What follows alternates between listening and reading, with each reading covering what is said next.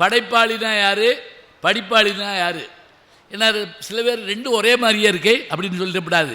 ஒரே இதையாக மாற்றி மாற்றி பேசுகிறாங்க. இப்போ இதுக்கு தெளிவு பண்ணுறதாருன்னா ஒன்றும் இல்லை, இதை ஆங்கிலத்தில் சொல்லிட்டோம்னா புரியும். எப்படி? படைப்பாளின்னா எழுத்தாளர், ரைட்டர் அப்படி வச்சுக்கோங்க. படிப்பாளின்னா வாசகர், ரீடர். தலைப்பெண்ண ரைட்டரா ரீடரா, இவ்வளவு தலைப்பு. ஓரளவுக்கு புரியும்னு நினைக்கிறேன். புரிஞ்சா? சரி, புரிஞ்சுன்னா கை தட்டிடுங்க, அவ்வளோதான். ஏன்னா கடைசி வரைக்கும் என்னான்னு தெரியாமல் இருக்கக்கூடாது. எங்கள் ஊரில் அந்த காலத்தில் தொடர்ந்து இங்கிலீஷ் படம் போடுற தேட்டர் இருக்குது. அந்த படத்துக்கு போயிட்டு வந்து வெளியே நின்று போஸ்டரை படிப்பாங்க. ஏன் தெரியுமா? என்ன படம் பார்த்தோம்னு சொல்ல தெரியாது. இப்போ ஸ்டார் ஹோட்டலில் போய் பாருங்க, அவங்க வச்சுருக்கக்கூடிய அந்த உணவு வகைகள் பேர் ஏதாவது உங்களுக்கு தெரியுமா? இல்லை. முந்தியெல்லாம் அந்த ஹோட்டலில் வேலை பார்க்குறவர் என்ன செய்வார், சர்வர் வந்து என்ன இருக்குதுன்னு கேட்டால் அத்தனையும் சொல்லுவார். இப்போ அப்படிலாம் கிடையாது. அங்கே போய் உட்கார்ந்த உடனே 5ஆம் கிளாஸ் பாட புத்தகம் மாதிரி நம்மகிட்ட ஒன்று கொடுத்துட்றாங்க. லைட்டு கிடையாது, 0 வாட் பல்பு. இது பூரா இங்கிலீஷில் இருக்கும். சில பேர் வாங்கி கண்ணீர் விடுவான். அதில் சில பேர் நடிக்கிறது நல்லாயிருக்கும், பிரட்டிக்கிட்டே இருப்பாங்க. எங்கனையாவது ஏதாவது தெரிஞ்சுதா வந்துடாதா அப்படின்னு ஒன்றும் இருக்காது. ஒருத்தர் ரொம்ப நேரம் பிரட்டிட்டு நல்ல பலகாரம்னா கடைசியில் தான் போட்டிருப்பாங்கன்னு நினச்சி அதனுடைய 5ஆம் பக்கம் எடுத்து இங்கே காமிச்சு இது கொண்டு வா அப்படின்னா, அதுக்கு அந்த சர்வர் சொன்னார் அது ப்ரெஸ் நேம் அப்படின்னாரு. எந்த இதில் அச்சடிச்சம்னு போட்டிருக்கும்ல அது. அப்படியா? சரி, அப்படி தான். அப்படி சொல்லிகிட்டு இருக்க போய் அங்கே ஒருத்தர் என்னமோ நல்லா சாப்பிட்டுக்கிட்டு இருந்திருக்காரு. அது டேஸ்ட்டாக இருக்கும் போல நினச்சி அது கொண்டு வா அப்படின்னு இருக்காரு. அவர் சொன்னார் அது எச்சி, வேற கொண்டு வர. சரி போ, எதையாவது செய். வாசிக்க தெரிய மாட்டேங்குது. நமக்கு படிக்கிறதுனுடைய நோக்கத்துக்காகத்தான். படைப்பாளிங்கிறவர் யாருன்னு கேட்டால் ஒரு இலக்கியத்தை உருவாக்குபவர். எப்போ காலத்திலிருந்து இலக்கியம் இருந்தது? ஒரே ஒரு கேள்வி தான். இலக்கணம் இலக்கியம்னு சொல்கிறோம். படக்குன்னு எந்திரிச்சு போயிடக்கூடாது, அவங்க புத்தியை காமிச்சிட்டாங்க. வாத்தியார் வேலை பார்க்க ஆரம்பிச்சிட்டான். ஒன்றும் செய்ய மாட்டோம், நீங்கள் கவலையே படாதீங்க. இலக்கணம்ங்கிறது சட்டம், லா புக் மாதிரி. இலக்கியம்ங்கிறது நம்முடைய வரலாறு, பண்பாடு இவற்றெல்லாம் சொல்லக்கூடிய ஒரு வாழ்க்கைக்கு வழிகாட்டக்கூடிய செய்தியை தருவது இலக்கியம். ஐயா அவர்களுக்கெல்லாம் தெரியும். தலைமை ஆசிரியராக இருந்து அங்கே கும்மிடிப்பூண்டிக்கு நான் வர்ற போதெல்லாம் அவர்களை நான் சந்திப்பேன். அவர்களை நான் மீண்டும் பல்லாண்டுகளுக்கு பிறகு சந்தித்தது ரொம்ப சந்தோஷமாக இருந்தது. அப்போ இலக்கியம் முதல்ல வந்ததா, இலக்கணம் முதல்ல வந்ததா? இதுதான் முதல் கேள்வி. இப்போ நீங்கள் கேள்வி கேட்டுட்டு உடனே முகம் இருண்டு போயிடக்கூடாது உங்களுக்கு. நான் கேள்வி கேட்பேன், நானே பதில் சொல்லிடுவேன். சரியா? இந்த ஒப்பந்தம் நல்லா இருக்கா? ஆமாம் ஆமாம். இந்த டீலிங் உங்களுக்கு பிடிச்சிருக்குன்னு நினைக்கிறேன். அவரே கேட்பாராம், நல்ல மனுஷன்டா. ஒரு அப்பா ஒரு பையனை கேட்டார், உங்கள் வகுப்புலேயே நல்லா படிக்கிறது யார்? எங்கள் வாத்தியார் அப்படின்னு கேவேன். ஏன்னா அவர் தானே 10 வருஷமாக அதே பாடத்தை படிச்சுக்கிட்டு இருக்கார், சிலபஸ் மாறாமல். சரி, நீங்கள் யோசிச்சு வைங்க, எது முதல்ல வந்ததுன்னு. அவ்வளோதான், யோசிக்க டைம் கொடுத்தாச்சு. இதுக்கே விடை எதில் இருக்குது அப்படின்னு கேட்டால் நன்னூல் என்கின்ற இலக்கணத்தில் இருக்குது. இலக்கணத்தில் இதுக்கான விடை இருக்குது. என்ன கேள்வி கேட்டேன்? இலக்கணம் முந்தியதா இலக்கியம் முந்தியதா? அவர் சொல்கிறாரு, இலக்கியம் கண்டதற்கு இலக்கணம் இயம்ப. இலக்கியம் கண்டதற்கு இலக்கணம் இயம்ப. அப்போ முதல்ல வந்தது இலக்கியம்தான், அப்புறம் வந்தது இலக்கணம். எப்படி புரிஞ்சுக்கலாம் எளிமையா? இப்போ ஒரு பந்து வாங்கிட்டு வந்து கொடுக்குறோம்னு வச்சுக்கங்களேன், பிள்ளைகள்லாம் விளையாட ஆரம்பிப்பாங்க. அப்படி விளையாட ஆரம்பிக்கிறப்ப சம்மந்தமெல்லாம் விளையாண்டுக்கிட்டே இருப்பாங்க. அப்படி விளையாண்டுக்கிட்டே இருக்கிறப்ப திடீர்னு என்ன செய்வாங்க தெரியுமா? ஏய், பந்தை அங்கிட்டு போட்டால் தப்பு, இந்தா பந்தை காலில் விளையாடுற பந்தை கையில் தொட்டினா தப்பு. இப்போ தான் விதி வருது. முதல்ல விதி இல்லை, பிறகு அங்கே போனால் தப்பு, இங்கே வந்தால் தப்பு, இதுன்னா 4, இதுன்னா 6 அப்படின்லாம் கொண்டு வர்றோம்ல. அப்போ விளையாட்டு முதலில் வந்திருக்க வேண்டும், விதிகள் பிந்தி வந்திருக்க வேண்டும், இலக்கியம் முதலில் வந்திருக்க வேண்டும், இலக்கணம் பின்னாடி வந்திருக்க வேண்டும். இவ்வளவுதான். இதை தாங்க 1 வருஷம் நடத்துவோம் நாங்கள். இப்போ நான் சொன்னேன்ல, ஃபஸ்ட்டு இயரில் சிலபஸில் 6 மாதத்துக்கு இதுதான். ஏன்னா ஒரு 5 நிமிஷத்தில் 1000 விஷயம் சொல்கிறவங்க இருக்காங்க, அது ஒரு வகை. 1 மணி நேரமும் ஒரு வரியை நடத்துகிறவங்க இருக்காங்க, அது ஒரு வகை. பேராசிரியர் ஐயா நமச்சிவாயம் ஒரு முறை சொன்னார், தம்பி சில பேருடைய ஆற்றலை நம்ம அளவிடவே முடியாது. 2 வரியை வச்சு ஒரு ஆள் 1 மணி நேரம் பாடம் நடத்திருக்கார். தோட்டத்தில் மேயுது வெள்ளை பசு, அங்கே துள்ளி குதிக்குது கன்றுக்குட்டி, நாவால் நக்குது வெள்ளை பசு, பாலை நன்றாய் குடிக்குது கன்றுக்குட்டி. கவிமணி தேசிய விநாயகம் பிள்ளை பாட்டு. இதெல்லாம் விடுங்க. இதில் 2 வரி தான் நம்ம இப்போ எடுத்துக்கிற போகிறோம். அது கூட வேண்டாம், அதில் 1 வரி எடுத்துக்கிற போகிறோம். அதை ஒருத்தர் 1 மணி நேரம் நடத்திருக்கார். எப்படி? அவ்வளவு ஞானமா? அதெல்லாம் ஒன்றும் இல்லை. தோட்டத்தில் மேயுது வெள்ளை பசு. தோட்டத்தில், காட்டில் மேயலை, கரையில் மேயலை, கம்மாயில் மேயலை, வீட்டில் மேயலை, வெளியில் மேயலை, தோட்டத்தில் மேயுது. கடிக்கலை, திங்கலை, உங்கலை, முழுங்கலை, மேயுது வெள்ளை பசு. கருப்பு பசு இல்லை, சிவப்பு பசு இல்லை, அடுத்து பசு. கரடி இல்லை, சிங்கம் இல்லை, புலி இல்லை, நீ வாத்தியாரே இல்லை. அதுதான் முக்கியம்.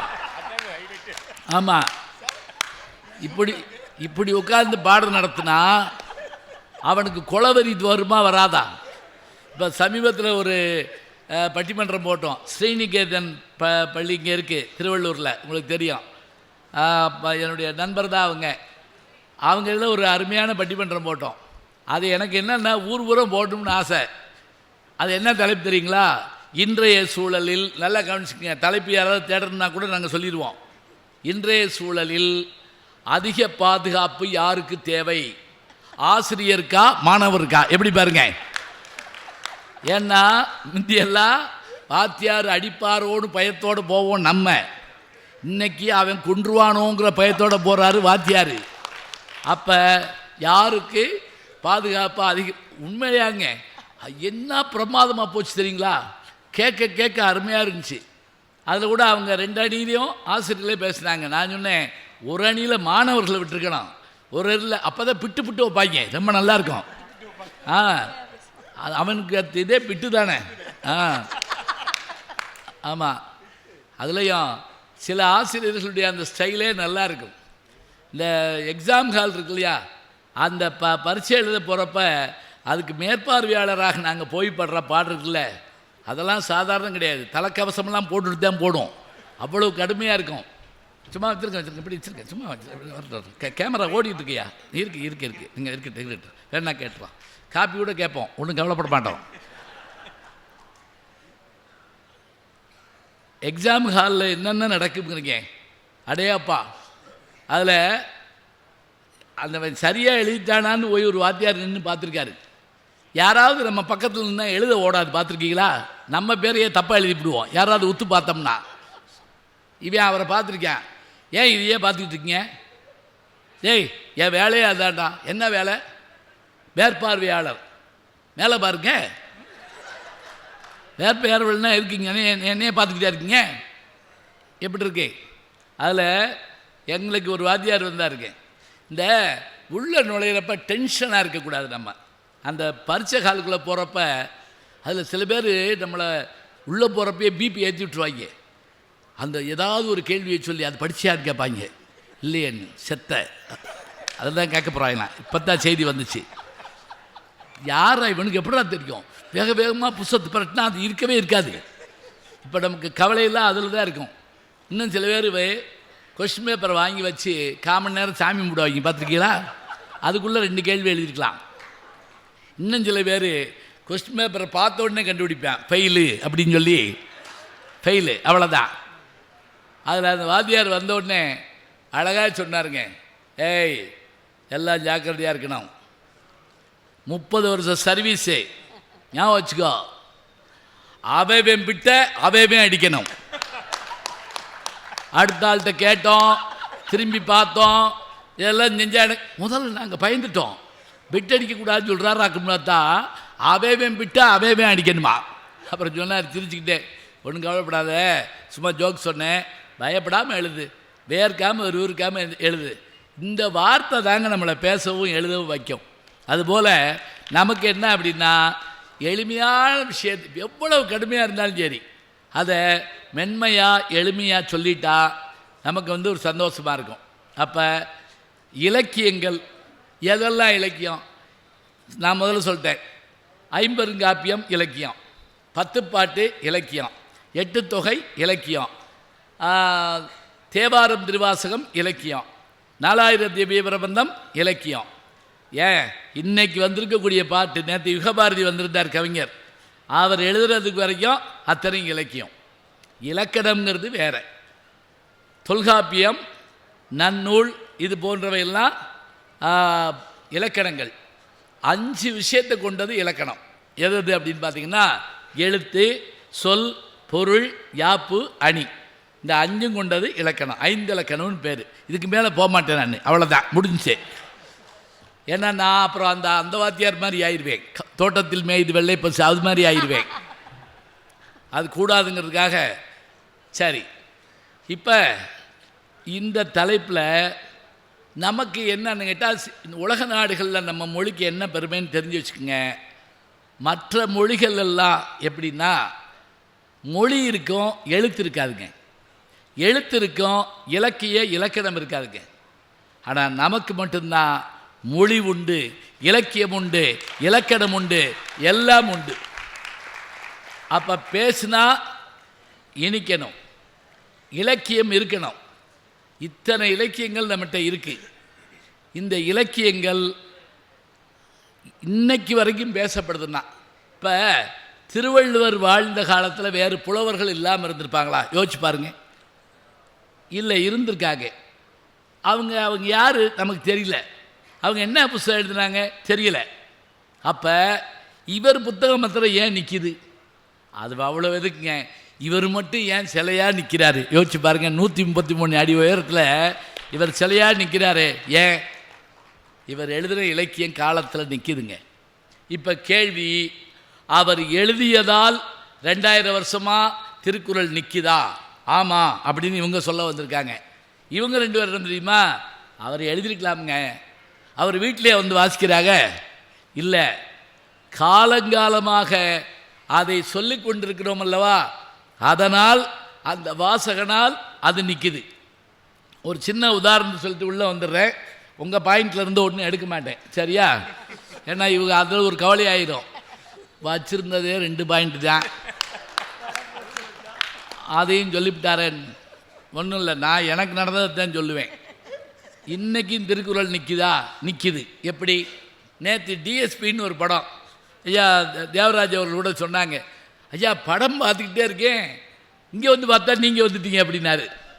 அந்த டிஎஸ்பி படத்தில் கதாநாயகிக்கு அப்பா நான் தான். அந்த பொண்ணு வந்து மிஸ் மெட்ராஸ் அழகி பட்டம் வாங்கினது. அப்படின்னா நான் தானே அப்பாவாக இருக்க முடியும்? யோசிச்சு பாருங்க. மனசுக்குள்ளே என்ன வந்தாலும் எனக்கு கவலை இல்லை, கேட்காது எனக்கு, அதனால் ஒன்றும் இல்லை. சரி, இப்போ வாங்க. அதில் ஒரு பாட்டு சீன் வந்து பாண்டிச்சேரியில் எடுக்கிறாங்க. 3 நாளாக நைட்டு ஷூட்டு. அப்போ விஜய் சேதுபதி என்னுடைய நண்பர், அவர் கமல் சார் உள்பட எல்லாருமே என்னுடைய நண்பர்கள் தான். அவர் என்ன பண்ணார், நைட்டு 2 மணிக்கு அந்த கேரவான் கொடுப்பாங்க, அதில் எல்லோரும் உட்காந்துருப்போம்.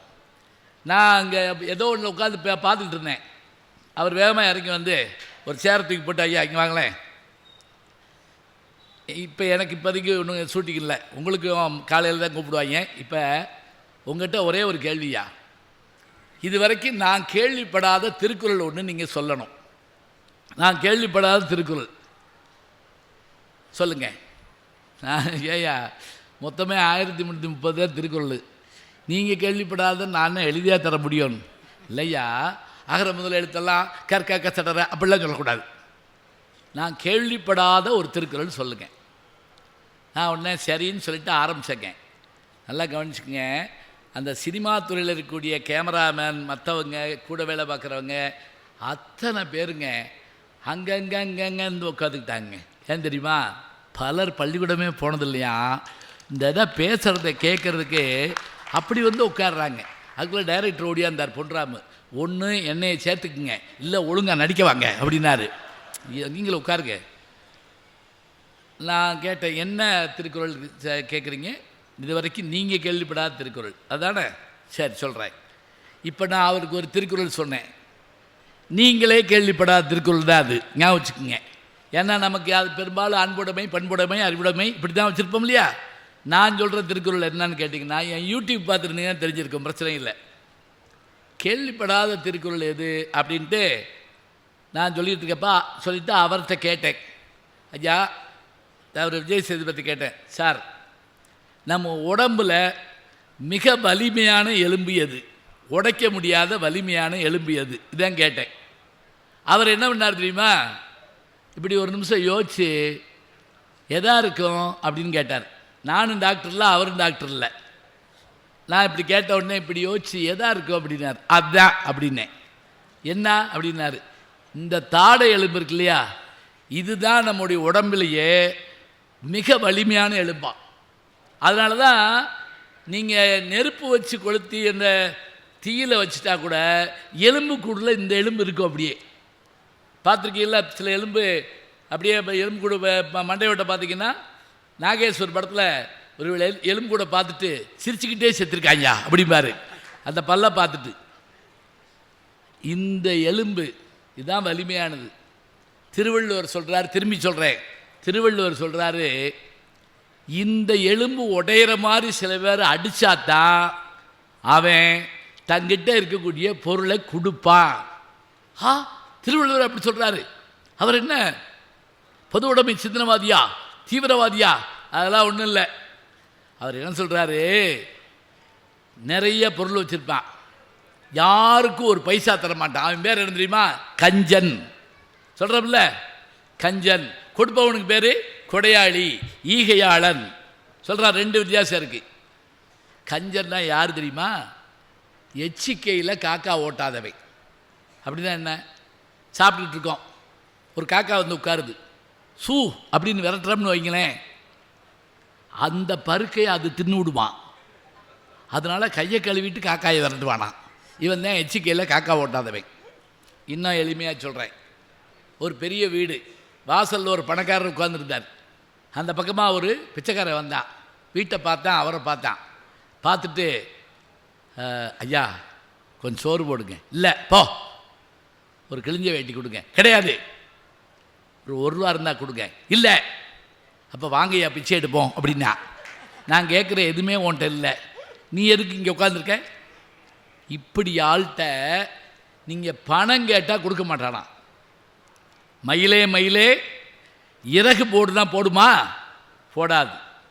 அப்போ இந்த இடத்த இது உடையிற மாதிரி அடிச்சேன்னா கொடுப்பேன்னு திருவள்ளுவர் சொல்கிறார். ஈர்ங்கை விதிரார் கயவர் கொடிருடைக்கும் கூண்கையர் அல்லாதவர்க்கு.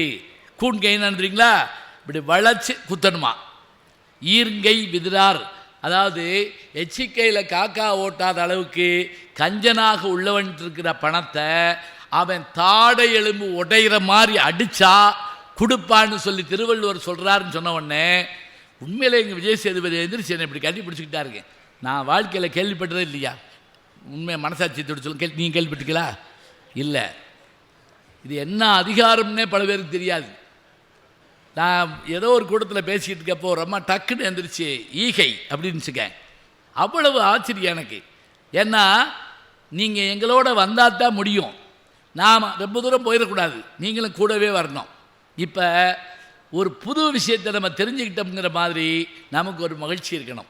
மறுநாள் காலையில் ஷூட்டிங் வர்றப்ப அந்த திருக்குறளை திருப்பி சொன்னாருங்க என்கிட்ட அவர். ஈர்ங்கை விதிரார் கயவர் குடிருடைக்கும் கூண்கையர் அல்லாதவர்க்கு. நான் அவருக்கு ஒரு சின்ன குழுவும் கொடுத்தேன். இந்த வளைச்சி குத்துறதுன்னா எப்படி தெரியுங்களா, மாஸ்டரில் நீங்கள் குத்துவீங்களா அது போல் அப்படி சொன்னேன். அப்போ பாருங்கள், அன்றாட ஒரு விஷயத்தை கவனிச்சுக்கிட்டே இருந்தோம்னா 1000 வருஷத்துக்கு முந்தின செய்தியை கூட அப்டேட்டாக சொல்லிடலாங்க. அவ்வளோதான், இது போதும். அப்டேட்டாக சொல்கிறதுக்கு நீங்கள் யோசிப்பீங்க, வாரியார் சாமி செய்வாருங்க. கிருபானந்த வாரியார் சாமி எப்போ பேசுகிறாலும் அப்படி அப்டேட்டாக அடிப்பார். ராமாயணத்தில் கும்பகர்ணை அவன் தூங்கிட்டே இருப்பான்னு தான் கேள்விப்படுறோம். அவன் எந்திரிச்சிட்டான், குளிக்க போகிறான், கடலில் போய் நிற்கிறான், இடுப்பளவு தான் கடல் இருக்குது. அப்போ அவன் உருவத்தை பாருங்க எவ்வளோ பெருசுன்னு. இப்போ இவனுக்கு முங்கி குளிக்க யோசனை வரல. அப்புறம் யோசிச்சாடான், ஆகாயத்தில் மேலே ஒரு நதி ஓடுதுன்னு ஒரு நம்பிக்கை இருக்குது, அதுக்கு பேர் பாகீரதின்னு பேர். அதனால தான் அந்த ஆகாயத்தில் போகிற நதியை பூமிக்கு கொண்டு வரதுக்கு ஒருத்தன் தவம் பண்ணான். அவன் பேர் என்ன தெரியுமா? நம்ம ஒப்பந்தப்படி நானே சொல்லிடுறேன், பகீரதன். அவன் பேர் பகீரதன். பகீரத முயற்சி கேள்விப்பட்டிருக்கீங்களா? அதாவது நடக்க முடியாத செயலை கூட நடத்தி காட்டுவேன் என்று ஒருவன் செய்தால் அதற்கு பேர் பகீரத முயற்சி. இப்போ அந்த ஆகாயத்தில் போடுறதையே பூமி கொண்டு வந்தான். யார்? பகீரதன். இந்த கும்பகர்ணம் போய் என்ன பண்ணானா, கடலில் நின்னாங்க, முழுசாக குளிக்க முடியல, மேலே போகிற நதி அவனுக்கு தெரியும். அப்படி கிழிச்சாங்க. கிழித்த உடனே அந்த நதி அவன் தலையில் கொட்டுச்சாப்புங்க. இதோடு நிறுத்த மாட்டார் வாரியார். முதல்ல ஷவர்பாத்தில் குளித்தவன் கும்பகர்ணன் தான் அப்படிப்பார். ஷவர்பாத் இன்னைக்கு இருக்குல்ல. நான் ஒரு படம் பார்த்தேன், ஜெமினி கணேசன், ஜெய்சங்கர், பத்மனியெல்லாம் நடித்த படம். அதில் ஒரு வீடு பார்க்க போவாங்க. வந்தோடனே அந்த கதாநாயகன் கேட்பார் அந்த வீட்டுக்காரர்கிட்ட, ஷவர் இருக்கா அப்படின்னு கேட்பார். ஷவர் இல்லாமல் எப்படிங்க வீடு கட்டுவான் அப்படின்னு. அட போயா, ஓன்ட்ட போய் கேட்டேன் பாரு. அவருக்கு ஷவர்னால் என்னன்னே தெரியல. அப்புறம் கூட அந்த கூட இருக்க ஒரு அம்மா சொல்லும், இந்த பாருங்க, ஒட்டடையெல்லாம் அடிக்கலைன்னு கவலைப்படாதீங்க வீட்டில், ஏன்னா இந்த வீடே ஒட்டடையில் தான் நிற்கிது, அதனால் அடித்தோம்னா விழுந்துடும். எவ்வளோ எளிமையாக கேட்க நல்லா இருக்கு பாருங்க. இப்போ நான் சொல்லிட்டேன்னா 2000 வருஷத்துக்கு முந்தின ஒரு விஷயத்தை இன்னைக்கு விஷயத்தோடு நம்ம இணைச்சி சொல்கிறப்ப நாம் அதுக்குள்ளே வந்துடுவோம். அவ்வளோதான். இதுதான் இன்னைக்கு தலைப்பு. திருவள்ளுவர் எழுதுறதுனால 2000 வருஷமாக நிற்குதா, திருக்குறளை நம்ம படித்ததுனால நிற்குதா? எழுதுறதுனால நிற்கிதுன்னு சொல்ல வந்தவங்க இவங்க, படித்ததுனால நிற்கிதுன்னு சொல்ல வந்தவங்க இவங்க. இவங்க அவங்கன்னா அவங்க யார்? டைட்டில் போடணும்ல, அது யாருன்னு கேட்கணும். கடைசி வரைக்கும் யாருன்னே தெரியலடா அப்படின்னு சொல்லக்கூடாது. இவர் படைப்பாளிகள்னு பேச வந்திருக்கிறவர் காரைக்குடி அழகப்பா கலை அறிவியல் கல்லூரியுடைய தமிழ்துறை பேராசிரியர், தமிழ்துறை தலைவர், எம்ஏ, எம்ஃபில், பிஹெச்டி பட்டங்களை பெற்றவர். பல பேர் இவர்கிட்ட பிஹெச்டி பண்ணிக்கிட்டு இருக்காங்க. பல பிஹெச்டிகளை உருவாக்கியிருக்கக்கூடியவர், டாக்டர் பட்டத்தை உருவாக்கியவர், சொற்சிலம்பர் என்ற பட்டம் பெற்ற நம்முடைய பேராசிரியர் டாக்டர் சிதம்பரம் ஐயா அவர்கள் இங்கே வந்திருக்கிறாங்க. அதே அணியிலே பேசுவதற்காக அவர்கள் ஆரணியைச் சேர்ந்தவர்கள், அவர்களும் எம்ஏ, எம்ஃபில், பிஹெச்டி பட்டம் பெற்றவர்கள். சண்முகம் ஐயா அவர்களுடைய கல்லூரியில் தமிழ் பேராசிரியராக இருக்கிறார்கள். இனிய பேச்சாளர், அருமையான செய்திகளை தரக்கூடிய பேராசிரியை டாக்டர் மோகனாம்பாள் அவர்கள் இங்கே வந்திருக்காங்க. இந்த 2 பேரும் படைப்பாளிகளுக்காக வந்திருக்காங்க.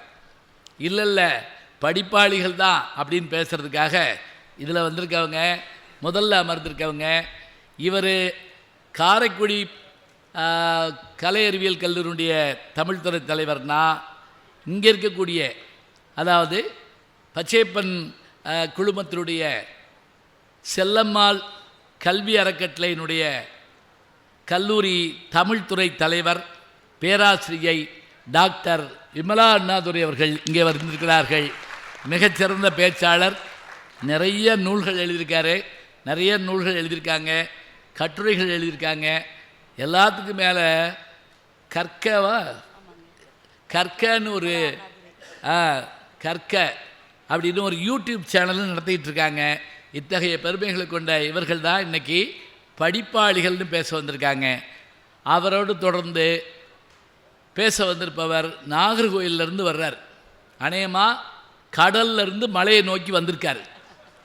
அவ்வளவு தூரம் பயணம் பண்ணியிருக்கார். தமிழ்நாட்டினுடைய கடைசி எல்லையிலிருந்து இங்கே வந்துட்டார். அவர் நல்ல பேச்சாளர், இனிமையாக பாடவும் செய்வார். அதோடு மட்டும் இல்லை, சம்பாதிக்கிற காசில் ஒரு பகுதியை ஏதாவது நல்ல காரியங்களெல்லாம் செய்யணுங்கிறதுக்காக முதியோர் இல்லங்கள், அனாதை விடுதிகள், அதே போல் கல்வி பயில முடியாத இடை நின்ற மாணவ மாணவியருக்கான கல்வித்தொகை என்று சொற்ப பணத்தில் அவரால் செய்ய முடிஞ்ச அளவுக்கு செஞ்சிட்ருக்கார். அத்தகைய பெருமையுடைய நாஞ்சில் நாவரசு செல்ல கண்ணன் அவர்கள் இங்கே வந்திருக்கிறார். திருவள்ளுவர் சொல்லுவாருங்க, நான் பணக்காரன் ஆன பிறகு அள்ளி அள்ளி கொடுப்பேன், இப்போ கொடுக்க முடியலை. அப்படி சொல்லாதேங்கிறார் திருவள்ளுவர். இப்போ முன்னால் எவ்வளோ கொடுக்க முடியுமோ கொடுத்துரு. ஏன்னா பணக்காரன் ஆன பிறகு உனக்கு கொடுக்க மனசு வரலன்னா என்ன பண்ணுறது? அந்தறிவாம் என்னாத அறம் செய்க, மற்றது பொன்றுங்கால் பொன்றா துணை. நான் பணக்காரனாகி செய்வேங்கிறது வேற. கர்ணன் சொல்கிறப்ப இந்த பாரதத்தில் இல்லை, ஆனால் இதை சொல்கிற கதை என்ன? அவன் என்ன தேய்ச்சி குளிச்சுட்டு இருந்தப்ப ஒருத்தன் தானம் கேட்டு வந்தானா. உடனே என்ன பண்ணியிருக்கான், இந்த இடது கையில் அந்த தங்க கிண்ணத்தை அப்படியே தூக்கி கொடுத்தானான். அவன் வாங்கிட்டு போனப்போ மனைவி கேட்டாங்களாம், இடது கையில் தானம் பண்ணலாமா, தப்பு இல்லையா? ஒன்றா எனக்கும் தெரியும், ஆனால் அந்த இடது கையிலேருந்து வலது கைக்கு வர்றதுக்குள்ளே என் மனசு மாறி போச்சுன்னா, நீங்கள் பைக்குள்ளே காசு எடுக்கிறப்பயே ஐயா தர்மம்னு கேட்குறான்ல, எடுக்கிறப்பயே இப்படி எடுக்கிறப்பயே ஒரு ரூபா கொடுப்போமா, எதுக்கு 50 பைசா கொடுத்தோன்னே 20 பைசா வாங்கினா என்ன கெட்டு போகுது? ஏன் இவனுக்கு கொடுக்காட்டி என்ன? பைக்குள்ளே கை போயிட்டு வெளியே வர்றதுக்குள்ளே ஆடும் திருகை அரை சுற்று வரும் முன்னே ஓடும் எண்ணம் 1 கோடி. தமிழில் ஒரு பழமொழி இருக்குது. அது என்ன தெரியுங்களா? திருகை என்ன முதல்ல என்னன்னு தெரியணும், அதுதான் கஷ்டம். திருகை என்னன்னா, கீழே ஒரு கல், மேலே ஒரு கல், நடுவில் ஒரு ஓட்டை, கையில் ஒரு மர கைப்பிடி, இதுக்கு நடுவில் போட்டு இப்படியே சுற்றுனா அந்த போடப்பட்ட தானியம் மாவா வந்து விழுகும். இதுதான் திருகை. அந்த ஆடும் திருகை அரை சுற்று வரும் முன்னே மனசுக்குள்ள 1000 எண்ணம் ஓடுவாங்க. திருவள்ளுவர் திரும்பி சொல்றாரு, ஒரு பொழுதும் வாழ்வதறியார் கருதுப கோடியும் அல்ல பல. மனசு அடுத்த நிமிஷம் இருப்போமா தெரியாது, ஆனால் நம்ம மனசு 1000 விஷயத்தை யோசிக்கும். சரி, இப்போ இவங்களை சொல்லியாச்சு, அறிமுகம் பண்ணியாச்சு, தலைப்பு சொல்லியாச்சு. எவ்வளவு நேரம் பேசணுங்கிறத நான் சொல்லணும். அணித்தலைவர்கள் ஒரு 10லேருந்து 12 நிமிஷத்துக்குள்ளே பேசுங்க. தொடர்ந்து வர்றவங்க அதுக்குள்ளே பேசுவாங்க. பேச வேண்டியது அவர்கள் கடமை. நேரத்தை பார்த்து இப்படி மணி அடிக்க வேண்டியது என்னுடைய கடமை. உங்கள் கடமை கை தட்டலாம், சிரிக்கலாம். வீட்டுக்கு போகணும்னு நினச்சாலும் தப்பு இல்லை, 2 பேராக போகணும். சரியா? குபீர்னு கிளம்பப்படாது. கிராமங்களில் பாய் படுக்கையோடு எந்திரி இவன் ஒரு ஆள்னு அப்படி சொல்லிகிட்டே போகுங்க, சத்தம் போட்டுக்கிட்டே. நம்ம இருந்து கேட்கணுங்க. அதுவும் போக இந்த நூற்றாண்டு ஒரு வசதி என்ன தெரியுமா? முந்தையெல்லாம் கூட்டத்தில் எந்திரிச்சு போக தயக்கம் காட்டுவோம். இப்போ தேவையே இல்லை, வெறும் போன காது அப்படியா அப்படின்னு கிளம்பலாம். அதில் அந்த வரிசையில் ஒரு 10 பேர் என்னையுமானே அப்படிமாங்க. என்ன பட்டாளத்துக்கு ஆள் எடுக்கிறாங்க என்னையுமானேங்கிறதுக்கு. அதனால் இருந்து கேளுங்க. இங்கே சாப்பிட்ட உணவு இங்கே போனால் 3 மணி நேரங்க. இங்கே கேட்குற செய்தி நம்ம மனசுக்குள்ளேயோ அறிவுக்குள்ளேயோ போனால் ஜென்மத்துக்கு மறக்கக்கூடாதுங்க. அதான் வேணும். அதனால் நல்ல தலைப்பு, அருமையான செய்தியை பேச வந்திருக்காங்க. திரும்பவும் சொல்கிறேன், இங்கே தான் பேச முடியும். இந்த தலைப்பை கல்யாண வீட்டில் பேச முடியுமா சொல்லுங்க பார்ப்போம். கல்யாண வீட்டில் எங்களை பேச விடுவாங்க, அது ஒரு தற்கொலை முயற்சி மாதிரி.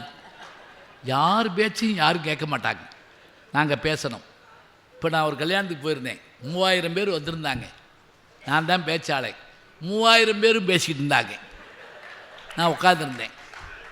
இனிமேல் கல்யாண வீட்டுக்கு போகக்கூடாதுன்னு நினைக்கிறப்ப இன்னொரு கல்யாண வீட்டில் வந்து கூப்பிட்டு நான் சொன்னேன், அங்கே எவனும் கேட்க மாட்டான்னு. அவங்க கேட்க மாட்டேன்ட்டாங்க.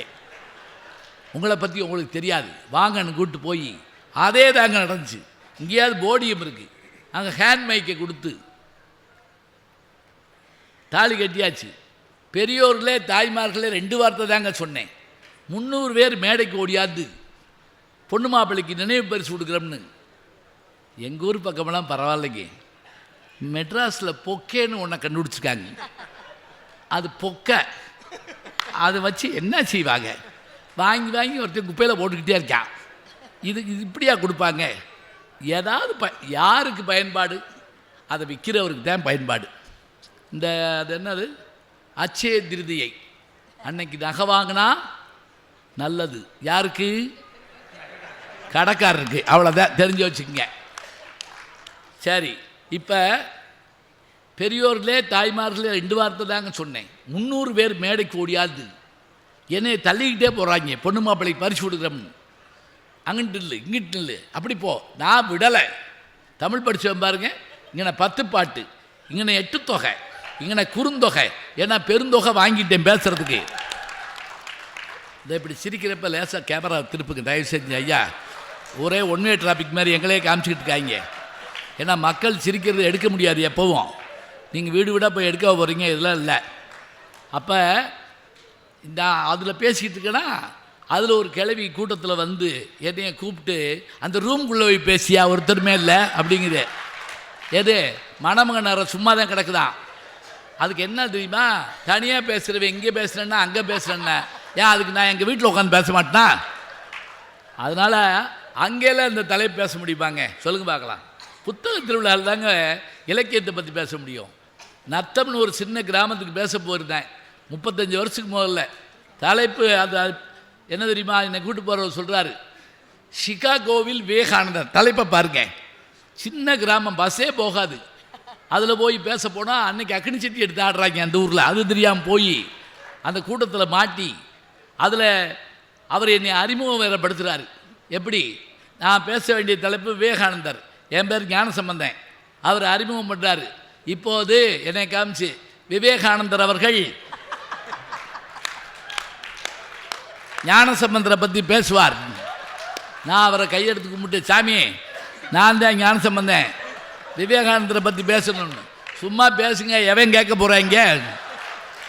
இப்படி சொன்னால் எவனாவது பேசுவானா? அதில் நான் இப்போ ஆவேசமாக விவேகானந்தரை பற்றி பேசிக்கிட்டு இருக்கேங்க. ஒரு அம்மா என்கிட்ட வந்து, என் பேரை நான் காண சொல்லு அப்படிங்குது. நான் பேச வந்திருக்கேன் அப்படின்னேன். அதனால தான் உன்கிட்ட சொல்கிறேன். பேச முடியாதவன்ட்ட சொல்ல முடியுமா? சொல்லு. அப்புறம் நான் சொன்னேங்க, முனியாண்டி என்ற 3 வயது சிறுவனை காணவில்லை. ஒட்ட வெட்டப்பட்ட தலை, கட்டம் போட்ட சட்டை, இதெல்லாம் முந்தி நான் பொதிகை தொலைக்காட்சியில் பார்த்துருக்கேன். காணா போடவங்கன்னு ஒரு லிஸ்ட்டு கொடுப்பாங்க. காணவில்லைன்னு சொல்லியிருந்தேன்ல. அப்புறம் நான் பேச ஆரம்பித்தேங்க. ஆனால் அந்த அம்மா நல்ல அம்மா. கடைசியாக வந்து என்கிட்ட பேரன் கிடச்சிட்டான் அப்படின்னு சொல்லிடுச்சு. இல்லைன்னா என் வாழ்நாள் பூரா நான் காணா போனவன்னு தேடிக்கிட்டே திருந்தோம். இருக்கட்டும், நல்ல இடத்துல நல்ல சபையில் நான் சொல்கிற புத்தகம் உங்களுக்கு தெரியுங்க. நீங்கள் படித்த புத்தகத்தை இவங்க தொட்டு காட்டுவாங்க. இதுதான் கொடுத்து வாங்கக்கூடிய இடம், வேற எங்கேயும் செய்ய முடியாது. அதனால் இப்போது நாம் பேசுகிறோம் எப்படி இலக்கியங்கள் காலத்தை வென்று நிற்க காரணம். அதனுடைய படைப்பாளிகளா படிப்பாளிகளான்னு கேட்டு யார் பேசுகிறா? படைப்பாளிகளே என்று பேசுமாறு நம்முடைய பேராசிரியர் சொற்சிலம்பர் ஐயா சிதம்பரம் அவர்களை அழைத்து என் முதல் சுற்று பேச்சு நிறைவு செய்கிறேன். நன்றி, வணக்கம். திருப்பி இதே கூட்டத்தை என்கிட்ட கொடுக்கணும். எம்புட்டு கொடுத்தனும் அம்புட்டு கொடுக்கணும். அதுக்கு மேலே 3 வட்டி போட்டு கொடுத்தாலும் வாங்கிக்கிடுவேன் நான். சரி ஐயா, இது 3வது புத்தக திருவிழா, அதனால் 3 வட்டி போட்டே நாங்கள் கொடுத்துருவோம். கொடுங்கய்யா, நல்லது. எடுத்த காரியம் யாவிலும் வெற்றி, எங்கு நோக்கினும் வெற்றி மற்றாங்க, விடுத்த வாய்மொழிக்கு எங்கனும் வெற்றி.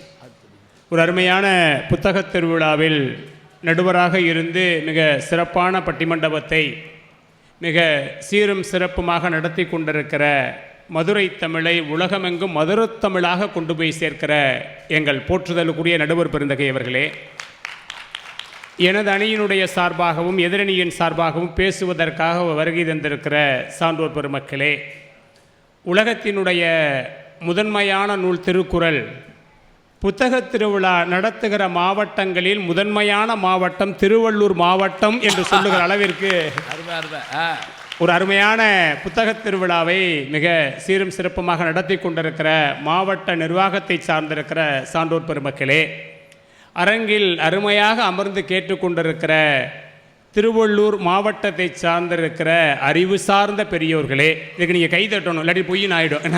ஆமாம். உங்கள் அத்துணை பேரையும் இந்த நேரத்தில் வணங்கி மகிழ்வதில் பெரிதும் மகிழ்ச்சி அடைகிறோம். ஐயா, ரொம்ப ஒரு அருமையான ஒரு தலைப்பு இங்கே கொடுத்துருக்குறீங்க. ஐயா, கடையனுக்கும் கடைத்தேற்றம் என்கிற நூல் இல்லை என்றால் இங்கு ஒரு மகாத்மா காந்தி இல்லை. பெரிய புராணம் என்கிற ஒரு நூல் இல்லை என்றால் இங்கு ஒரு ரமண மகரிஷி இல்லை. ஒரு நல்ல படைப்பு தான் மட்டும் காலத்தை வென்று நிற்பதில்லை, தன்னை படிப்பவர்களையும் காலத்தை வென்று நிற்க செய்கிறது என்பதுதான் நாங்கள் சொல்கிற செய்தி. அதனால் படைப்பாளிகளாக இருக்கிறவர்களை படிப்பாளிகளாக இருக்கிற நீங்கள் நன்றியோடு நினைவு கூற வேண்டும். அதை அவங்க நன்றி மறக்க மாட்டாங்க அப்படிங்கிற செய்தியையும் மன்றத்தில் வைப்பதில் பெரிதும் மகிழ்ச்சி அடைகிறேன். நடுவர் அவர்களே, அந்த கடையனுக்கும் கடை தேற்றம் புத்தகத்தோடைய இங்கிலீஷ் பேர் என்னன்னு கேட்டிங்கன்னா அண்ட் டு த லாஸ்ட் அப்படின்னு அந்த புத்தகத்தோட பேர். எப்போவாது ஜான் ரஸ்கின் எழுதின புத்தகம், எப்போவாது நேரம் இருந்தால் பார்த்துருக்கேன். நடுவர் அவர்களே, ஒரு படைப்பாளியும் கடவுளும் ஒன்று. அதனால தான் படைப்பாளிகள் ரொம்ப அருமையாக சொல்கிறாங்க. கண்ணதாசன் ரொம்ப அழகாக பேசினார். காவிய தாயின் இளைய மகன், காதல் பெண்களின் பெரும் தலைவன், மானுட ஜாதியில் தனி மனிதன், படைப்பதனால் என் பேர் இறைவன் என்று கண்ணதாசன் படைப்பாளிகளை கொண்டாடுகிறார். ஆனால் ஒரு படைப்பாளி கடவுளை விட ஒருபடி ரொம்ப உயர்ந்தவருங்கய்யா. கடவுள் கூட ஒரு மனிதனின் வாழ்க்கைக்கு பிறகு மரணத்தின் பொழுது சொர்க்கத்தை காட்டுவார். ஆனால் ஒரு படைப்பாளி வாழ்கின்ற பொழுதே சொர்க்கத்தை காட்டுபவன் தான் ஒரு படைப்பாளி. இதை யார் சொன்னா தெரியுமா? ஐயா வெள்ள நேரம் சொன்னாங்க இல்லையா, தோட்டத்தில் மேயுது வெள்ளை பசு. அந்த வெள்ளை பசுங்கிற கவிதை எழுதின கவிமணி சொன்னார், வெயிற்கேற்ற நிழல் உண்டு, வீசும் தென்றல் காற்றுண்டு, கையில் கம்பன் கவியுண்டு. பெரிய பாட்டு, அதனால் முடிச்சிடறேண்ணா. கையில் கம்பன் கவியுண்டு, வையம் தன்னில் இதுவன்றி வாழும் சொர்க்கம் வேறுண்டோ என்று எழுதினார். அப்ப வாழ்கிற பொழுதே உங்களுக்கு சொர்க்கத்தை காண்பிக்கிற ஒரு படைப்பாளியினுடைய வாழ்க்கை நரகமாக இருக்கிறதுங்கிறதாங்க ரொம்ப பெரிய கொடுமை. நம்ம நாட்டில் ஒரு படைப்பை கொண்டாடுகிற அளவிற்கு கூட ஒரு படைப்பாளியை கொண்டாடுறது இல்லை. நம்ம ஒரு படிப்பாளிக்கும் படைப்பாளிக்கும் என்ன பெரிய வித்தியாசம்? ஒரே ஒரு வித்தியாசம் தாங்க. ஒரு படிப்பாளி தன் வாழ்க்கையில் சம்பாதித்த பொருளின் மிக குறைந்த அளவை வைத்து ஒரு புத்தகத்தை வாங்குகிறான். ஆனால் ஒரு படைப்பாளி தன் வாழ்க்கையையே தொலைத்து ஒரு புத்தகத்தை எழுதுகிறான். இப்ப கொஞ்சம் பொருளை கொடுத்து புத்தகம் வாங்குறாள் பெருசா, வாழ்க்கையையே விலையாக கொடுத்து ஒரு படைப்பை உருவாக்குகிறான் இல்லையா, அவன் பெரியவனா என்றால் நிச்சயமாக படைப்பாளி தான் உலகத்தினுடைய மிகச்சிறந்தவனாக இருக்க முடியும். நீங்கள் புத்தகங்களில் பார்க்குற எழுத்துக்கள்லாம் வெறும் மை இல்லைங்க, ஆயிரக்கான படைப்பாளிகளுடைய வறுமை என்பதை நம்ம இந்த நேரத்தில் நினைவு வச்சுக்கணும். இது இங்கே இல்லைங்க, அது வெறும் மை இல்லையா, வறுமை. இது இங்கே இல்லைங்க, உலகம் முழுமையும் இதாங்க நிலைமை. நான் உங்களுக்காக ஒரு செய்திக்காக சொல்கிறேன். உலகத்தினுடைய மிகச்சிறந்த படைப்பாளிகளை ஒரு ஆள் நம்முடைய காரல் மார்க்ஸ். எல்லாருக்கும் அவரை தெரியாமல் இருக்காது. அவருடைய மனைவிக்கு பெயர் ஜென்னின்னு பேர். அந்த அம்மா ஒரு மிகப்பெரிய பிரபுவினுடைய மக. ஆனால் காரல் மார்க்ஸுடைய வாழ்க்கை முழுமையும் அவர் வறுமையோடு தான் போராடினார். குழந்தைக்கு கொடுக்க பால் இல்லைங்க, அந்த குழந்தை வறுமையால் இறந்து போயிடுது.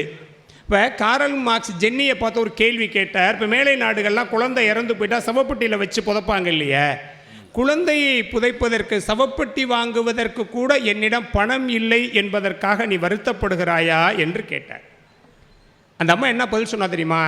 குழந்தை வாழ்கிற பொழுது தொட்டில் வாங்குவதற்கு உங்களிடம் பணம் இல்லை என்பதற்கு வருத்தப்படாத நான் சவப்பட்டி வாங்குவதற்கு பணமில்லை என்பதற்காகவா வருத்தப்படுகிறேன் என்று பேசுகிறாள் என்றால், தான் மட்டுமல்ல தன்னை சார்ந்த குடும்பமும் வறுமையோடு பாடுபட்டால் கூட வாழ்க்கையினுடைய மூலதனங்களை வைத்து எழுதிய காரல் மார்க்ஸ் எழுதிய மூலதனம்தான் உலக தொழிலாளர்களினுடைய மூலதனமாக இன்று நின்று கொண்டிருக்கிறது. அப்படின்னா இதுதாங்க வறுமையினுடைய மிகப்பெரிய கொடுமை. ஏங்க நம்ம யார்? பாரதி. நம்ம மண்ணில் வாழ்ந்த பாரதி, அவன் வயிற்றுக்கு சோறிட வேண்டும் இங்கு வாழும் மனிதருக்கெல்லாம் என்று ஒரு படைப்பாளி பேசுகிறான்னா அவன் வறுமை என்னன்னு தெரிஞ்சுதுங்க. பாரதிய யானை கொன்னதெல்லாம் அப்புறங்க, முதல்ல வறுமைதான் கொன்றதுங்கிறத நம்ம அவ்வளோ சீக்கிரம் மறந்துட முடியுமா?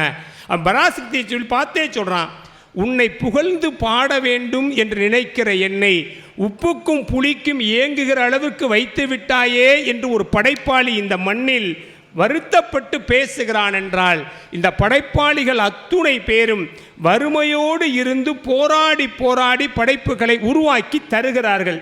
படைப்பாளி என்னங்க, உங்களுக்கு ஒரு உண்மை தெரியுமா? இந்த உலகத்தை படைக்கக்கூடிய இறைவனே கூட காலத்தை வென்று தான் நிலைத்து நிற்க வேண்டுமானால் ஒரு படிப்பாளியாக இருப்பதை விட ஒரு படைப்பாளியால் தான் பாடப்பட வேண்டும் நினைக்கிறாருங்க. அதாங்க பெரிய விஷயம். நீங்க நம்ம எல்லாருக்கும் தெரிஞ்சது திருவாசகம். திருவாசகத்தை மாணிக்கவாசகர் எழுதினார் இல்லைங்களே. அப்போ அவர் ஒரு கேள்வி கேட்டார், எப்பா தந்தது உன் தன்னை கொண்டது என் தன்னை சங்கராயார்கள் சதுரர் அந்த ஒன்றில் ஆனந்தம் பெற்று யாதி நீ பெற்றதென்பால். இங்கே பாரு, இறைவா உன்னை பெறுவதன் மூலமாக இந்த உலகத்தில் மிகப்பெரிய ஆனந்தத்தை நான் அடைஞ்சிட்டேன், என்னையே உன் அடியானை ஏற்றுக்கிட்டா உனக்கு என்ன கிடைச்சிது அப்படின்னு கேட்டார். அவர் கேட்டுட்டு போயிட்டார். ரொம்ப பின்னாடி நால்வர் நான்மணி மாலைன்னு ஒரு அருமையான ஒரு இலக்கியம்ங்க, சுப்ரா சுவாமி எழுதுனது. அவர் ஒரு விஷயம் சொல்கிறார், ஏன் மாணிக்க வாசகரை இறைவன் அடியவராக வந்து தன்னுடைய அடியவராக ஏற்றுக்கொண்டாருக்கு ஒரு காரணம் சொன்னார். என்ன காரணம் சொன்னார்? இங்கே பாரு, பாடும்படி நீ கூடுதல் பொருட்டு. அவர் கடவுள் என்ன நினைச்சாராம், நான் இந்த உலகத்தில் காலத்தை வென்று நிற்க வேண்டுமானால் மாணிக்க வாசகர் தன்னை பாட வேண்டும் என்று கடவுள் நினைச்சாராம். அதுக்காக என்னென்ன வேலை செஞ்சாருன்னு சொன்னார். மதுரை மாநகரில் குதிரை மாற்றியும் என்னென்ன வேலை செஞ்சார் அவர். பொதுவாக கடவுள் அடுத்தவர்களை சோதித்து ஏற்றுக்கொள்வார்.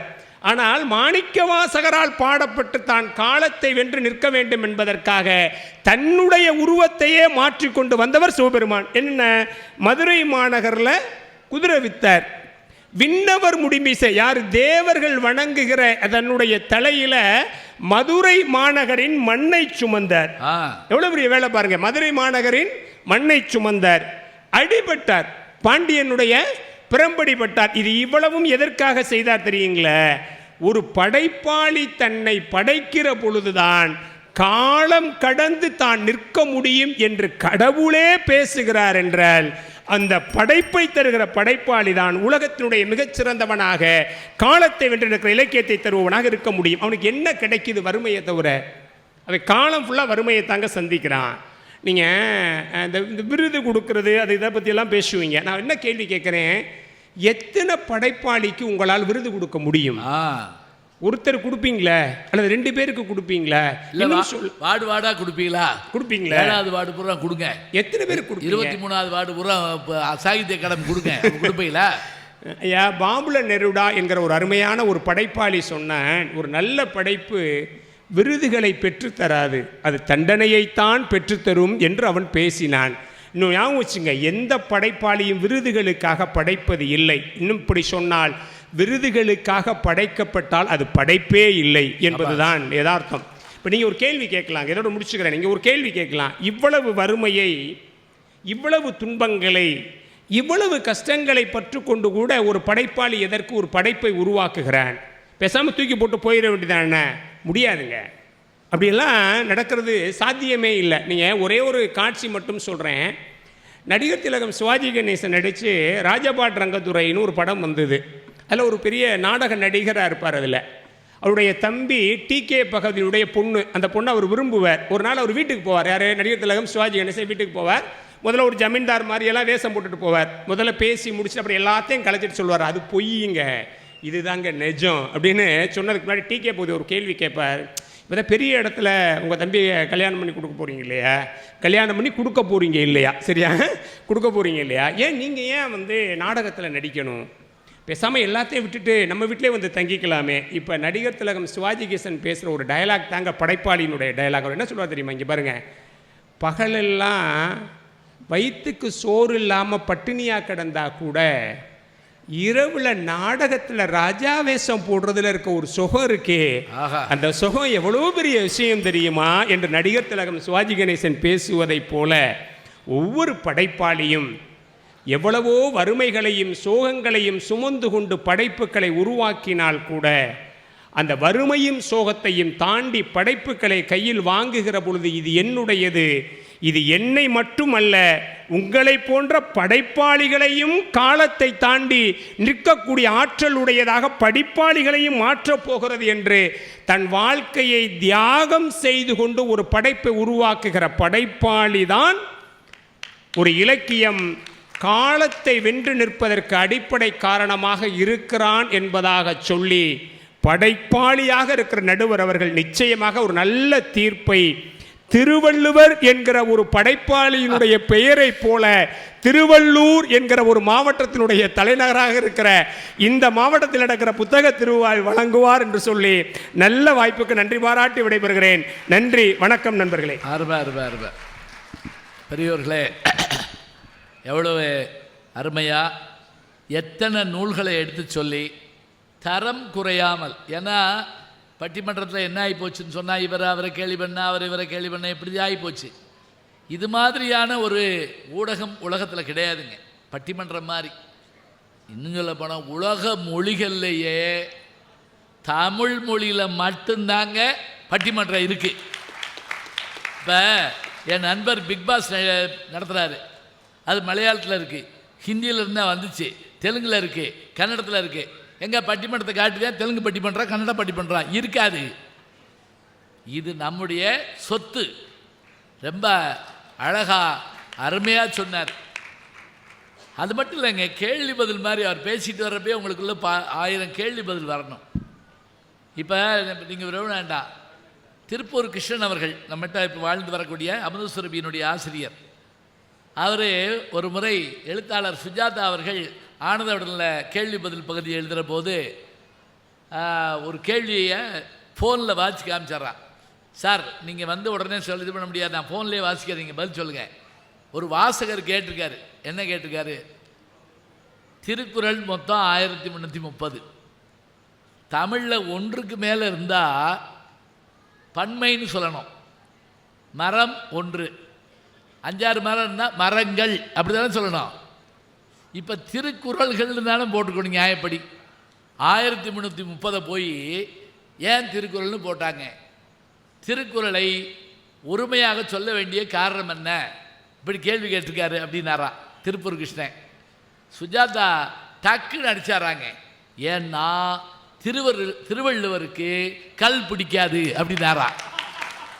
கல்லுன்னு நாம் எழுதியிருக்காருல, அவ்வளோதான், கல் பிடிக்காது. அப்டேட்டாக படிக்க நல்லா இருக்கு. இன்றைக்கி ஒரு கவிஞன் எழுதினா, திருவள்ளுவர் பனை ஓலையில் தான் எழுதினார் கல்லுண்ணாமையை அப்படிங்கிறார். பனை ஓலையில் தான் எழுதினார் ஏன்னா அதே பனை மரத்தில் தான் கல் கிடைக்குது, அதே பனை ஓலையில் தான் அதை எழுதுகிறார். அழகாக சொன்னார். எப்படியா சிவபெருமானுக்கே ஆசை வந்து, அவர் தான் படைத்தவர், தான் படைத்த ஆள் தன்னை பாடணும், அதனால் தான் பேர் நிற்கணும்னு நினச்சார்னா கடவுளை ஆசைப்பட வச்சது. கவிமணி பாடு சொன்னார் பாருங்க, வெயிற்கேற்ற நிழல் உண்டு, வீசும் தென்றற் காற்றுண்டு, கையில் கம்பன் கவியுண்டு, கலசம் நிறைய அமுதுண்டு, மது உண்டுன்னு எழுதினார் உமர்கையாம். தமிழில் மாற்றினாங்க நம்ம ஆளுக. இந்த பாட்டை நீங்கள் கேட்கணும்னு நினச்சா கல்வனின் காதலி பழசு, நீங்கள் பாட்டு புதுசு எடுத்துகிட்டு பார்த்து விடாங்க, அது புது படம் வேறு வருது. அதில் பானுமதி அவர்களும் கண்டசாலா அவர்கள் பாடுற பாட்டு கேட்டு பாருங்க, என்ன அழகாக இருக்குது தெரியுமா? அதுதான் சொன்னார். கவிமணி எப்படி பாடினார், என்னென்ன செய்திகளை சொன்னாருங்கிறதெல்லாம் அருமையாக எடுத்து சொன்னார். நமக்கு கேட்க பெருமையாக இருக்குது படைப்பாளியினுடைய தன்மை என்னான்னு. சரி, அப்போ படிப்பாளி யார், அவர் தகுதி என்னான்னு பேச இதோ நாஞ்சில் நாவரசு செல்லக்கண்ணன் அவர்கள் ஓடி வருகிறார். வாங்கய்யா வேகமா, இருக்கிற கொடுத்த விட்டுறப்படாது. நல்லா அது வைங்க, இன்னும் 2 குட்டையான ஆளுங்க வருது. இவர் பாட்டுக்கு வளர்ந்துக்கிட்டே போகிறார், போகிற இடத்துல எல்லாம் பெஞ்சை தூக்கிட்டு. படிக நிறமும் பவள செவ்வாயும் கடிகமல் பூந்தாமரை போல் கையும் துடியடையும் அல்லும் பகலும் அனவரதமும் துதித்தால் கல்லும் சொல்லாதோ கவி. மொழியால் உலகத் தமிழர்களை ஆட்சி செய்து வரக்கூடிய சொற்களை விற்பனை செய்பவர்கள் மத்தியில் சொற்களை மக்கள் இதயத்திலே விதைத்து வரக்கூடிய மிகச்சிறந்த தமிழறிஞரும் எங்களுடைய வழிகாட்டியுமான ஐயா நடுவர் பெருந்தகை அவர்களே, இரு அணியிலும் வாதிடுவதற்காக வருகை இருந்திருக்கக்கூடிய பேச்சாளர் பெருமக்களே, நல்ல நிகழ்வினை மிகச் சிறப்பாக ஏற்பாடு செய்திருக்கக்கூடிய மாவட்ட ஆட்சித்தலைவர் உள்ளிட்ட அத்தனை பெருமக்களுக்கும் அடியனின் முதற்கண் அன்பு கலந்த வணக்கத்தினை தெரிவித்துக் கொள்ளுகின்றேன். சந்தோஷமாக கைத்தட்டலாம் ஐயா, நல்ல சந்தோஷமாக கைத்தட்டலாம். நல்ல சபை. என்னுடைய அருமை சகோதரர் பேராசிரியர் பெருமகனார் ரொம்ப வருத்தப்பட்டு போயிருக்கிறார். Kannadasan, Karl Marx. நான் ஒரு கேள்வி கேட்குறேன், இல்லை இவங்கெல்லாம் வானத்திலிருந்து அப்படி குதிச்சிட்டாங்களா? அங்கேருந்து குதிச்சாங்களா? அப்படிலாம் ஒன்றும் இல்லைல்ல. படிக்காமல் எழுத முடியுமா? கேளுங்க, படிக்காமல் எழுத முடியுமா? ஏன் காரல் மார்க்ஸ் அவர்கள் வாழ்க்கை 32 ஆண்டுகள் நூலகத்தில் இருந்தவர். நூலகத்திலே போய் படிக்க போனவர், படிச்சுக்கிட்டே இருந்தார். அப்புறமா தான் மூலத்தனத்தை படைக்க முடிஞ்சு. படிக்காம படைக்க முடியாது ஐயா. நீங்க 36 நூல்கள் எழுதிருக்கீங்க. 36 நூல்களும் நீங்க உலகம் முழுக்க உலக நாடுகளுக்கெல்லாம் இன்னைக்கு போயிருக்கீங்க அப்படின்னா எவ்வளவு படிச்சிருக்கணும்? படிச்சா தான் வரும். கண்ணதாசன் என்ன படிக்காமல சினிமா பாட்டு எழுதினாரு? அவருடைய சினிமா பாடல்களை எல்லாம் சங்க இலக்கியத்தில் இருந்து அழகா படிச்சு படிச்சு படிச்சு ரொம்ப எளிமைப்படுத்தி பாபனரும் புரியுற மாதிரி கொடுத்துருக்காரு. அப்படின்னா ஐயா, இன்றைய மருமகள் நாளைய மாமியார், இன்றைய படிப்பாளி நாளைய படைப்பாளி. ஆஹா, இதுக்கு தான் நல்ல கைதட்டு வருது. ஐயா, படைப்பாளிகளுக்கு என்ன அங்கீகாரம் இருக்கிறது, என்ன கிடைக்கிறது அப்படின்னு கேட்டாருங்க பாருங்க. உங்களுக்கு என்ன கிடைக்கணும்? நாங்க துட்டு கொடுத்து வாங்குறோம். சொல்லுங்க, எங்க வருமானத்தை கொடுத்து மாசத்துல. இன்னும் பாருங்க, பல பேரு மாத சம்பளம் வாங்கின உடனே ஒரு புத்தகம் வாங்கக்கூடிய எத்தனையோ வாசகர்கள் இருக்கிறனால தான் இன்னைக்கு படைப்புகள் உயிரோடு இருக்கு. அப்படி சொல்லுங்க. உங்களுக்கு லாபம் இருக்குல்ல, காசு வருதுல்ல. காசு வருதுல்ல உங்களுக்கு. எங்களுக்கு இலவசமா கொடுக்குறீங்களா நீங்க? ஐயா, காசு மட்டும் இல்ல, பேர் கிடைக்குதுல்ல உங்களுக்கு. அது இல்லையா, அங்கீகாரம் கிடைக்குதுல்ல, போட்டோ உலகம் முழுக்க போய் சேருது இல்லையா. சாகித்ய அகாடமி விருது யாருக்கு கிடைக்குது? எங்களுக்கா கிடைக்குது. கொஞ்சம் மெதுவா பேசு, எனக்கே கேட்கல ஒன்றும். கோபம் வருதுயா எனக்கு. கோபம். ஞானபீடம் விருது கிடைக்குது இல்ல, 20-21 லட்சம் ரூபாய் கிடைக்குது இல்ல, விருது கிடைக்குது. ஏன் உங்களுக்கு இன்னொரு மிகப்பெரிய ஒரு அடையாளம், அங்கீகாரம் எப்படிப்பட்டது தெரியுமா? எங்க ஊருக்கு வாங்க, கன்னியாகுமரியில முக்கடலும் சங்கமிக்கக்கூடிய இடத்துல ஐயன் வள்ளுவனுக்கு கடல்ல 133 அடியில மிகச்சிறப்பான ஒரு சிலை உருவாக்கி இருக்கிறது. அப்படின்னா படைப்பாளிக்கு அங்கீகாரம் கொடுக்கலையா? ஐயா, இன்னைக்கு உலக நாடுகள் எல்லா நாடுகளிலும் கம்பன் கழகம் இருக்கு. அப்படிதானே? கம்பன் கழகம் இல்லாத நாடு உண்டா ஐயா? எங்கேயாவது வாசகனுக்கு செலவு வச்சிருக்கீங்களா? வச்சிருக்கீங்களா? பேராது வச்சிருக்கீங்களா? வாசகர் வீதி வைங்க பார்ப்போம். பல லட்சம் ரூபாய் செலவு பண்ணி எத்தனையோ நிறைய வாசகர்கள் வீட்டிலேயே நூலகம் வச்சிருக்காங்க. யாருக்கு என்ன அங்கீகாரம் இருக்கு? ஆனா இன்னைக்கு அப்படி இல்லை. ஏன் பாரதியாரை நம்ம கொண்டாடுறோம், பாரதிதாசனை கொண்டாடுறோம். 8 தொகை நூல்களாக இருந்தாலும் சரி, 10 பாட்டு நூல்களாக இருந்தாலும் சரி, 14 கீழ்கணக்கு நூல்களாக இருந்தாலும் சரி. ஐயா, வள்ளுவர் எழுதி 2000 ஆண்டுகளுக்கு மேல ஆயிடுச்சுயா. இன்னைக்கும் வாழ்ந்துகிட்டு இருக்கு. சொல்லுங்க பார்ப்போம். காலங்காலமா படிப்படியா ஒவ்வொரு காலகட்டத்திலும் யார் சுமந்து கொண்டு வந்தது? சொல்லுங்க பார்ப்போம். படிக்க அன்னைக்கு இருந்தது இன்னைக்கு இருக்குல்ல. இன்னைக்கு உருசிய நாட்டில் கிரம்பிளின் மாளிகையில், அதாவது சுரங்க ஒரு பாதுகாப்பு பெற்றதுக்குள்ள திருக்குறள் இருக்கு. திருக்குறள் இல்லாத நாடே கிடையாது. விவிலியத்துக்கு அடுத்தால மொழிபெயர்ப்பு செய்யப்பட்ட நூல் திருக்குறள். இப்போ சீன மொழியில் மொழிபெயர்த்துக்காங்க சமீபத்தில். இன்னும் ஒரு சிறப்பு என்ன அப்படின்னா, அதாவது ஜியு போப் அவர்கள் 40 ஆண்டுகள் திருக்குறளை படித்து ஆய்வு செய்து ஆராய்ச்சி செய்து அவர் மொழிபெயர்ப்பு செய்தார். அப்படின்னு சொன்னா 1886 மொழிபெயர்ப்பு பண்ணார் திருக்குறளை. 1900 திருவாசகத்தை மொழிபெயர்ப்பு பண்ணார் 80வது வயசுல. இது படிச்சா தான் முடியும். படிக்கலைன்னா என்ன பண்ண முடியும்னு கேளுங்க. இப்போ ஐயா, இப்போ புத்தக திருவிழா நடக்குது இல்லையா? யாருக்காக நடக்குது? நோக்கம் என்ன? வாசகர்களை உருவாக்க வேண்டும். இதுதான் நம்முடைய எண்ணம். ஐயா, நம்முடைய நாட்டில் மைய நூலகம் இருக்கு, மாவட்ட நூலகம் இருக்கு, கிராமப்புற நூலகம் இருக்கு, ஊர்புற நூலகங்கள் இருக்கு. யாரை நம்பி நூலகம் இருக்கு? வாசகம் போகலைன்னா மொத்தமா பூட்டு போட்டுற வேண்டியதானே? இன்னொன்று நான் கேட்குறேன், நீங்க எதுக்கு எழுதுறீங்க? கேளுங்க, எதுக்கு எழுதுறீங்க? இது சாதாரணமாக தானே கேட்குறீங்க? ஆமா ஐயா, சாதாரணமா தான் ஐயா கேட்கிறேன். ஏன்னா நீங்களாம் எதுக்கு இல்ல எழுதுறீங்க? சாதாரணமா தான் ஐயா கேட்கிறேன். அவங்க புரிஞ்சு சந்தோஷமா கை அதான் தட்டுறாங்க. அதான் ஏன் எழுதுறீங்க? அது விற்பனைக்கு வரணும், படிக்கணும், அந்த எண்ணத்துல தானே. அதனால தான் ஐயா 2ஆம் பதிப்பு போடும்போது என்ன போடுவாங்க தெரியுமா? முதல் பதிப்பு வாசகனுடைய ஆதரவோடு 2வது பதிப்பு. ஆஹா அதே நான் ஒரு கேள்வி கேட்குறேங்க. நீங்கள் எத்தனையோ படைப்பாளிகள் எவ்வளவோ எத்தனை பேரை சொல்லுங்கங்க. ஒரு ஆளை சொல்கிறேங்க. அந்த ஒரு ஆள் மட்டும் இல்லை அப்படின்னா சங்க இலக்கிய நூல்களே கிடையாதுங்க, நமக்கு இல்லாமலே போயிருக்கோம். யார் தெரியுமா? தமிழ் தாத்தா அப்படின்னு சொல்கிறோம்ல, ஊவே சாமிநாத ஐயர். ஆஹா அவர் ஒரு ஆள் மட்டும் இல்லைன்னு வச்சுக்கோங்களேன், சங்க இலக்கிய நூல்கள் பல நூல்கள் நெருப்புக்கு பலியாகிருக்கும். உண்மைதானா? பல நூல்கள் தண்ணியில் போயிருக்கும், பல நூல்கள் செல்லரிச்சு போயிருக்கும், பல நூல்கள் காணாமலே போயிருக்கும். இவை அத்தனையும் கிராமம் கிராமமாக தெரு தெருவாக எந்த சோர்வும் இல்லாமல் எறும்பு மாதிரி சுறுசுறுப்பாக தேனி மாதிரி உழைத்து அந்த மனுஷன் பட்ட பாடு இருக்குல்ல, அவர் பட்ட பாடு தாங்க இன்னைக்கு 8 தொகை நூல்கள், 10 பாட்டு நூல்கள், 11 கீழ்கணக்கு நூல்கள். அவர் ஒரு ஆள் அவ்வளவு கஷ்டப்பட்டார். ஒன்றும் இல்லையா, மாயூரம் கடத்தெருவு இருக்குல்ல, கடத்தெருவில் பார்க்குறாரு. அந்த காலத்தில் ராமாயணம் உத்தரகாண்டத்தையும் சேர்த்து 7 காண்டம் 7 ரூபாய்க்கு விற்கிறாங்க. 7 ரூபா. அவர்கிட்ட காசு இல்லையா, வாங்குறதுக்கு காசு இல்லை. அவர் என்ன பண்ணார் தெரியுமா? மாயூரம் அந்த இடத்துல இருந்து திருவாவடுதுறைக்கு ஓடி வந்து அவருடைய சித்தப்பா அவர்கிட்ட 7 ரூபா வாங்குறாரு. சித்தப்பாவுக்கு மாச சம்பளமே அன்னைக்கு 7 ரூபா தான்.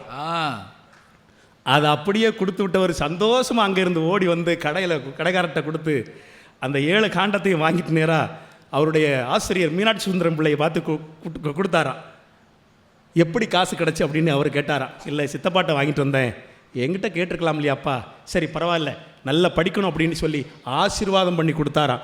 இன்றைக்கி அவர் பட்ட கஷ்டம், அந்த கஷ்டம் தாங்க இன்னைக்கு நமக்கு நிற்குது. இன்னொன்று சொல்கிறேன் கேட்டுக்குங்க. அதாவது ரசிகமணி டிகேசி அவர்கள் கம்பராமாயணத்துக்காகவே தன்னுடைய வாழ்க்கையை அர்ப்பணித்த மகான்க. அவருக்கு கம்பராமாயணமாக வாழ்ந்தவர் டிகேசி அவர்கள்.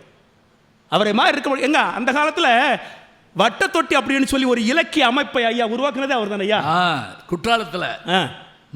அந்த அமைப்பை உருவாக்கி அத்தனை இலக்கிய ஆர்வலர்களையும் அங்கு வர வச்சு அத்தனை பேருக்கும் கம்பராமாயணத்தை கொடுத்தார் அப்படின்னு சொன்னா, ராஜாஜி அவர்களே கம்பராமாயணத்தை படிக்கிறதுக்கு அவர் தான் காரணம் அப்படின்னு சொல்றாரு. சாதாரணமாக ராஜாஜி அவர்கள் அதிகமாக பேச மாட்டார், ரொம்ப சிக்கனமாக தான் பேசுவார். அவருக்கு மனச்சோர்வு ஆகிட்டுனா என்ன பண்ணுவாராம் தெரியுமா? டிகேசி அவர்களை பார்க்க வருவாராம். பார்த்துட்டு அழகாக பேசிட்டு ஒரு 10-15 நாள் அங்கே இருந்து கம்பராமாயணம், அதாவது தேவாரம், திருவாசகெல்லாம் நல்லா படிச்சுட்டு சந்தோஷமாக ஊருக்கு போவாராம். அவர் ஒரு விஷயத்தை சொல்கிறாருங்க. மகாத்மா காந்தியடிகள் ஒரு தடவை இங்கே வர்ற நேரத்தில் டிகேசி அவர்களை அறிமுகப்படுத்துகிறார். டிகேசி அவர்கள் ரொம்ப புலமை பெற்றவர், வழக்கறிஞர் துறையே இதுக்காக விட்டவர். அவர் மகாத்மா காந்தியடிகள் 2 பேரும் பேசிக்கிட்டு இருக்க நேரத்தில் இறைவனுடைய பேராற்றலை பற்றி பேசிக்கிட்டு இருந்தாங்களாம். கம்பராமாயணத்துலேருந்து 2 பாட்டு அப்படி அடிச்சு விட்டாராங்க. அடையே அப்பா மெய் மறந்துட்டான். காந்தி கேட்டுக்கிட்டு இருந்தவர் இன்னும் 2 பாட்டு பாடுங்க அப்படின்னாரா. ராமபிரானுடைய சத்திய வேட்கையை பற்றி 2 பாட்டு அப்படி பாடினாரா டிகேசி அவர்கள். பாடின உடனே மகாத்மா காந்தி சொன்னாரா, எனக்கு ஒரு ஆசை இருக்குது, என்ன அப்படின்னா கம்பராமாயணத்தை நான் மூலத்திலிருந்து அனுபவிக்க ஆசைப்படுகிறேன் அப்படின்னு சொன்னாரா.